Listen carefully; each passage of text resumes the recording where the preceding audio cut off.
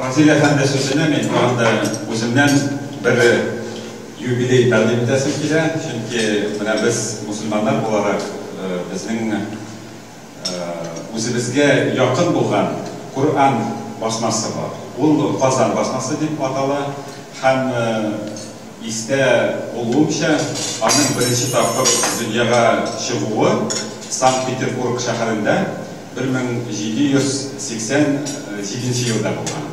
Димәк, инде ул 225 ел була, ул да үзенә күрә түгәрәк тарды. Һәм менә хәзер бит инде гарәп дөньясын алсак, фарсы дөньясын, төрки дөньясын, Төркияне бит күздә тотам. Алар бит инде ничек кенә әйдәп баручы ислам цивилизациясының йөзе була торган халыклар булга карамастан, менә басылган килеш Коръәнне чыгару татар халкына насыйп булды. Дөрес, элгәре урта гасырлардан ук Көнбатыш Европада Коръәнне типография юлы белән бастыручылар булган, әмма менә мусульман халыклар арасында ул беренчелек татарларга туры килде һәм моны бөтен мусульман дөньясы таный. Менә бер цифрны чагыштыру өчен генә әйтәм. Гарәп дөньясында дип әйтгәндә беренче менә шундый типография юлы белән басылган Коръән ул 1831 елда гына дөнья күрә Мисырда.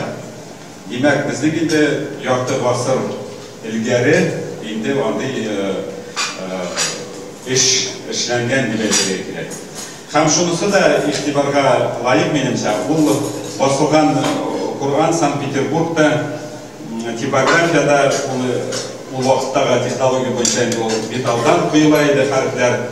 Шуларның литераларын безнең татар муллаларыннан белгечләр рәсемнәрен ясап бирә.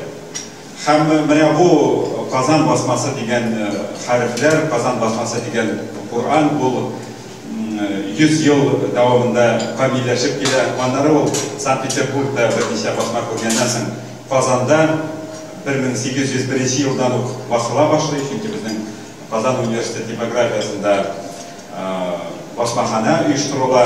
Анда инде ул кем әйтмешли геометрик прогрессия белән, чөнки спрос зур була, ул Коръәннар басылып килә.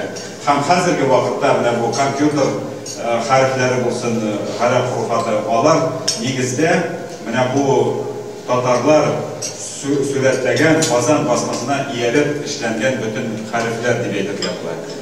Менә шул да минемчә ул татар даирәсендә генә бикләнеп калмаган, гомум өммәт дәрәҗәсендә мөһим бер вакыйга булып санала. Бигрәк тә безнең татар халкының инде үзенең инде самолюбиясен, үз яратуыбызны кытыклый торган нәрсә иде, чөнки аны инде бөтен дөнья таный.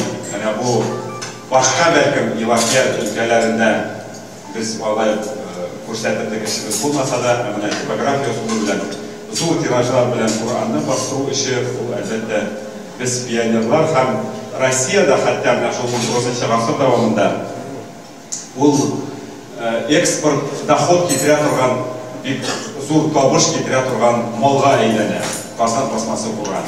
Менә без инде чит илдә булган вакытта, әлегә хәтле Иранда булсын, Пакистанда булсын, менә шул өлкән буын бабайлар, алар Татарстан дигән сүзне белмәсәләр дә, Казан сүзен отып алалар. Бездә китапларыбыз саклана дип, безнең фәлән бабаларыбыз шул китаплардан файдаланып, шул вакытта Türkistan da Казан баскы китапларны, Коръәннарны чыгарып, күрсәтеп, инде иң кадерле ядкар дип безгә мактаганнары белән мин үзем шаһит андый нәрсә бик киң таралган. Гомумән шәрык илләрендә менә шул Казан басмасы белән без инде горурланырлык халыкбыз. Һәм бу бит инде күрсәтә безнең менә бу татар халкының уникальлеген, чөнки без менталитет буенча, культурабыз буенча шәрик халык булсак, менә шул технологияны отып алды. Көнбагыштан алдынгы уйлап тапкан нәрсәләрне үзебезгә сеңдереп, башкаларны да багырту җәһәтеннән уникаль урыныбызны да күрсәтә.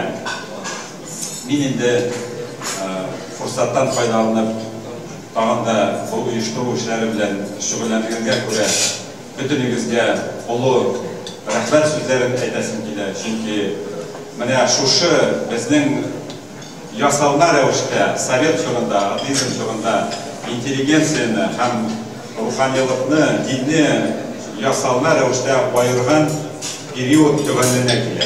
Biz endi hazır gururlanıp birge oturup dindaşlar olarak, fikirdaşlar olarak, meslektaşlar olarak aralaşa alabız.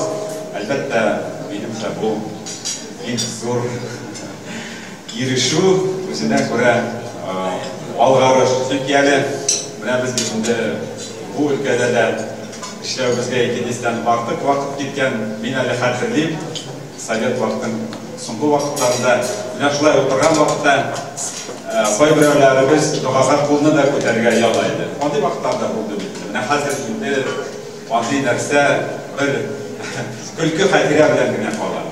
Hozir rohatlanib bitimiz birga. Og'ada yurishimiz kerak. Nishib dua qilarga